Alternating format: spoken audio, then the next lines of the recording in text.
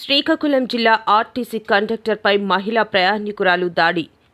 విశాఖ నుంచి టెక్కలి వైపు వస్తున్న ఆర్టీసీ బస్సులో కండక్టర్పై ఓ మహిళా ప్రయాణికురాలు మంగళవారం దాడి చేసిన వీడియో సోషల్ మీడియాలో వైరల్గా మారింది.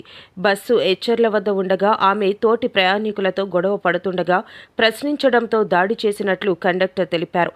ఆమెపై ఆర్టీసీ అధికారులకు ఫిర్యాదు చేసినట్లు చెప్పారు. వైజాగ్ కాంప్లెక్స్లో ఒక ప్రయాణికురాలు బస్సు ఎక్కడం జరిగింది. 36 మంది ప్రయాణికులు ఉన్నారు బస్సులో. ఉండేటప్పటికి కూడా ఎచ్చెర్ల పోలీస్ స్టేషన్ దాటిన తర్వాత ప్యాసింజర్లతో కేకలాడుతుంటే నేనేమో కల్పించుకొని తన్నేమో అడిగాను, ఎందుకమ్మా తోటి ప్రయాణికులతో అలా గొడవ పడుతున్నామని, ఎందుకు కేకలాడుతున్నామంటే నా దగ్గరకు వచ్చి నన్నేమో పుట్టి పట్టుకొని కొట్టి చొక్కా చింపేసి మ్యాన్ హ్యాండిల్ చేసింది.